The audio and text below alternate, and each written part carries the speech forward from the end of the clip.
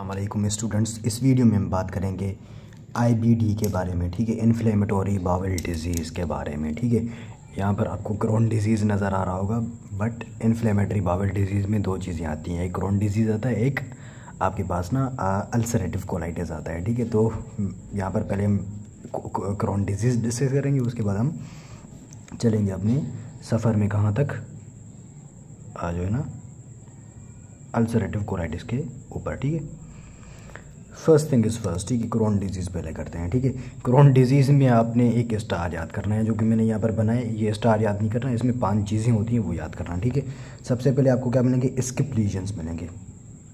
अब skip lesions क्या है, इसका भी कॉन्सेप्ट आपको दे दूंगा। ठीक है, नंबर 2 स्ट्रक्चर्स मिलेंगे, ये फोल्ड की तरह होते हैं। ठीक है, वो भी बताऊँगा। एंड एडीमा मिलेगा इसमें, edema plus loss of mucosal fold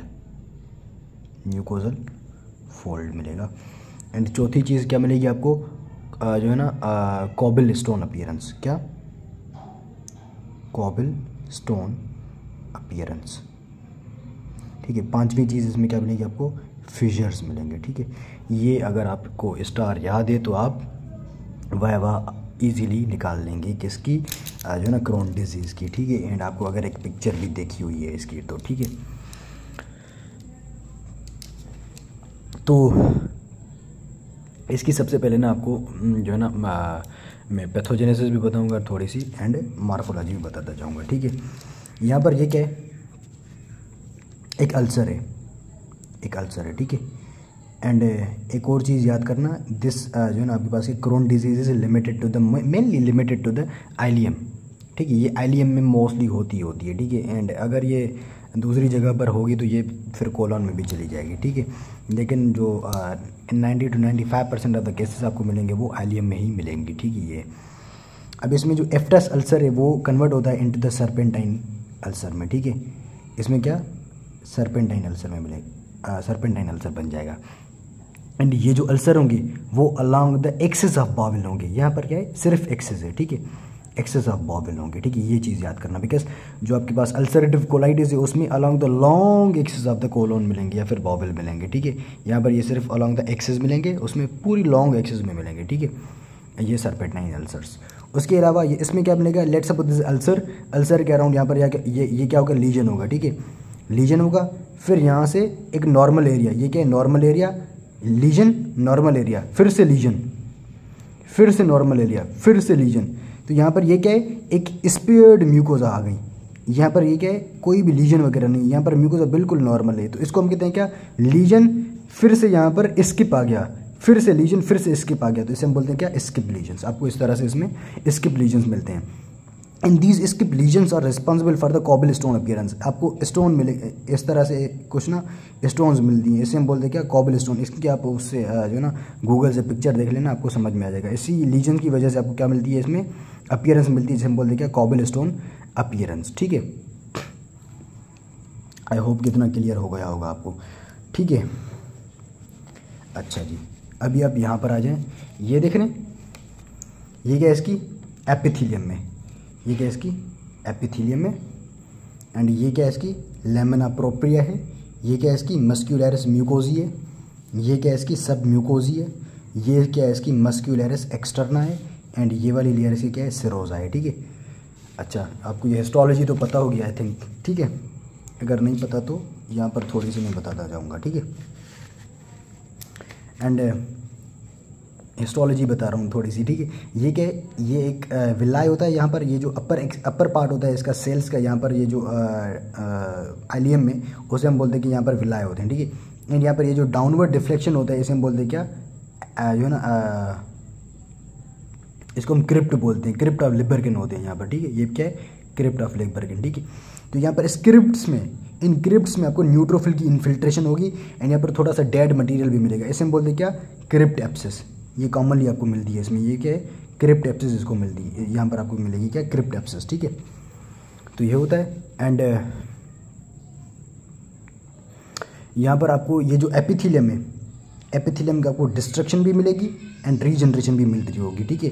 इस डिस्ट्रक्शन एंड रीजनरेशन की वजह से आपको जो इसकी अपीयरेंस होगी वो बिजारी अपीयरेंस मिलेगी एंड पैरेलल अपीयरेंस मिलेगी आपको एपिथेलियम की, ठीक है। इसी वजह से आई होप कि ये तीनों पॉइंट्स क्लियर हो गए होंगे। ये फर्स्ट वाला था crypt abscess, destruction and bizarre and parallel appearance, ठीक है। उसके बाद आपको ये जो लेमिना प्रोप्रिया है, लेमिना प्रोप्रिया में आपको जो ये ग्लैंड, लेमिना प्रोप्रिया में कॉमनली ग्लैंड्स ही होते हैं, ठीक है, एंड प्लाज्मा सेल्स होते हैं एंड सेल्स होते हैं, ठीक है। तकरीबन प्लाज्मा सेल जो है ना आपके पास लिम्फोब्लास्ट एंड लिम्फोसाइट जो भी, ठीक है, वो होते हैं। एंड इसमें जो ग्लैंड्स है, ग्लैंड की आपके पास डिसऑर्गेनाइजेशन हो जाएगी, ग्लैंड की डिसऑर्गेनाइजेशन हो जाएगी, ठीक है। एंड ठीक है, एंड इन ग्लैंड्स की भी डिस्ट्रक्शन हो रही होती है, ठीक है। इन ग्लैंड्स की भी डिस्ट्रक्शन एंड रीजनरेशन हो रही होती है इसकी डिसऑर्गेनाइजेशन की वजह से, ठीक है। एपिथेलियम की भी होती है, ठीक है। अच्छा, उसके बाद आपको मस्क्यूलरिस म्यूकोजा को छोड़कर इसमें सब म्यूकोजा में आपको ये क्या मिलेगी, ग्रेन्युलोमा मिलेगी। बट नॉन ग्रेन्युलोमा इज भी नॉन कैजिएटिंग। यहाँ पर सेंट्रल में एक जो ग्रेन्युलोमा होती है ना, इसका हॉलमार्क होता है सेंटर में कैजिएटिंग नेक्रोसिस होती है, कुछ में नहीं भी होती। जो नहीं होती है उसमें एक क्रोन डिजीज़ है, दूसरी सार्कोइडोसिस होती है, ठीक है। सार्कोइडोसिस में भी आपको नॉन कैजिएटिंग ग्रेन्युलोमास मिलेंगे एंड क्रोन डिजीज़ में भी आपको नॉन कैजिएटिंग ग्रेन्युलोमास मिलेंगे। ये दोनों एग्जाम्पल्स आपसे पूछे जाएंगे, ये फाउंडेशन मॉड्यूल की जो ना MCQs बता रहा हूँ, ठीक है। एंड ग्रेन्युलोमा आपको with caseating necrosis, central caseating necrosis होगी, surrounded by epithelial giant cell, जिसे हम लैंगेन जायंट सेल भी बोलते हैं, surrounded by collar of the lymphocyte lymphoblast, ठीक है। इसे हम बोलते हैं कि ग्रेन्युलोमा फॉर्मेशन। जो सेंट्रल में कैजिएटिंग नेक्रोसिस होती है वो आपको टिपिकली आपको ट्यूबरकुलोसिस में मिलती है, ठीक है। तो ये आपको सबम्यूकोजा में कौन सी मिलेगी, ग्रेन्युलोमा में तो मिलेगी, लेकिन ये नॉन कैजिएटिंग ग्रेन्युलोमा होगी जो है ना आपको क्रोन डिजीज में मिलती है। एंड आपको एक और चीज़ मिलेगी इसमें, आपको ना फाइब्रोसिस मिलेगी। क्या मिलेगी आपको, फाइब्रोसिस ऑफ द सबम्यूकोजा भी मिलेगी इसमें आपको, ठीक है। आई होप क्लियर हो गया होगा। ये जो सिरोजा है, सिरोजा में है ना आपको ये जो फैट है, सिरोजा में आपको फैट है ना वो क्रीप करेगी, एक दूसरे के ऊपर इस तरह से चढ़ती हुई जाएगी, क्रीपिंग फैट, इसे हम बोलते हैं कि क्रीपिंग फैट कहते हैं, इसे क्रीपिंग फैट मिलेगी आपको इसमें, ठीक है। इसमें अच्छा,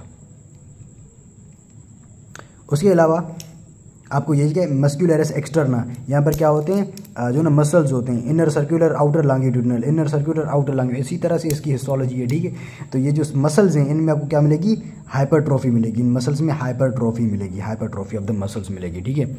उसके अलावा ये देख रहे हैं लेमिना प्रोप्रिया, मस्क्यूलरिस म्यूकोजा, सब mucosa, muscularis externa and Sironja, इस पूरे के पूरे एरिया में सबसे मतलब कि सारी लेयर्स में आपको क्या मिलेगा, एडिमा मिलेगा। जब कोई भी चीज़ सब सारी लेयर्स को जो है ना इन्वॉल्व कर रही होती है, उस लीजन को हम क्या बोलते हैं, transmural, throughout the whole wall of the जो है ना आपके पास क्या कोई भी, लेट सपोज यहाँ पर मैं कोलन ले रहा हूँ या फिर स्मॉल इंटेस्टिन ले रहा हूँ, throughout the whole wall of the small intestine, इसे हम बोलते हैं क्या, ट्रांसम्यूरल एडिमा आपको यहाँ पर मिलेगा, ठीक है।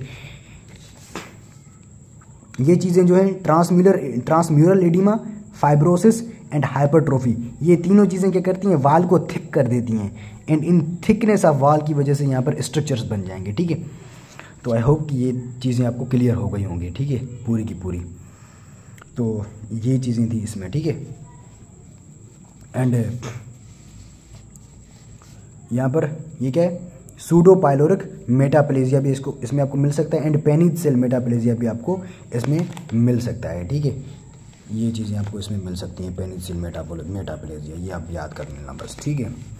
उसके अलावा इसके क्लिनिकल फीचर्स आपको क्या मिलेंगे, mild diarrhoea, fever, abdominal pain मिलेगा। उसके अलावा आयरन डेफिशिएंसी में very very important, iron deficiency anaemia, क्यों, because it is involving small gut and mal absorption, why, because it is involving small gut, जो है ना आपके पास लार्ज गट को इन्वॉल्व नहीं करी, जो एब्जॉर्प्शन वगैरह होती है, अनीमिया की एब्जॉर्प्शन वगैरह होती है, ओ सॉरी नॉट अनीमिया, आयरन की एब्जॉर्प्शन होती है वो यहीं से हो रही होती है स्मॉल गट से, ठीक है। एंड परफोरेशन इज़ दी जो है ना medical emergency, perforation and peritoneal abscess भी यहाँ से हो सकती है, ठीक है। यूवीआइटिस भी करवा सकता है, एनकाइलोसिंग स्पॉन्डिलाइटिस करवा सकता है एंड क्लबिंग भी आपको मिलेगी, क्लबिंग इंपॉर्टेंट है, ठीक है। एंड पेरिकोलेंजाइटिस भी करवा सकता है एंड पेरी स्क्लेरोसिंग कोलेंजाइटिस भी हो सकती है इसमें आपको, ठीक है। तो ये हमारे पास क्या था जो है ना, ये सारे इसके क्लिनिकल फीचर्स हैं, ठीक है। तो आई होप कितना क्लियर हो गया होगा आपको। ये पूरा आपके पास क्या था, क्रोन डिजीज़ था, ठीक है। चलो मैं ये पूरा एक दफ़ा दिखा देता हूँ। हाँ, ये वाला इस पे फोकस नहीं करना, ठीक है। अच्छा, अभी हम करेंगे क्या, अल्सरेटिव कोलाइटिस, ठीक है। अल्सरेटिव कोलाइटिस में लीजन जो मिलेगा आपको कंटिन्यूस मिलेगा। उसमें क्या था, स्किप लीजन था। इसमें आपको क्या मिलेगा, पेन कोलाइटिस, होल पूरे के पूरे कोलोन को इन्वॉल्व करेगी, पूरे के पूरे कोलोन को, ठीक है। उसमें स्किप लीजन था, थोड़ा सा पार्ट था, मतलब क्या इसमें पूरा कोलोन इन्वॉल्व होगा, ठीक है। उसमें सिर्फ एलियम ही था। एंड